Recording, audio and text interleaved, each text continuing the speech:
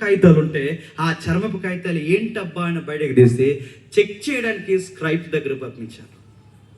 ఎప్పుడైతే వాళ్ళ దగ్గరకు వచ్చారో ఆ స్క్రైబ్స్ ఎవరైతే ఉన్నారో వాళ్ళు చెక్ చేశారు, శాస్త్రులు వాళ్ళు చెక్ చేసి ఇలా అన్నారు, సార్ మీకు ఒక విషయం చెప్పాలి సార్, ఇది ఏంటో కాదు, మన పితరుల దగ్గర నుంచి మన పితరులకి నచ్చక,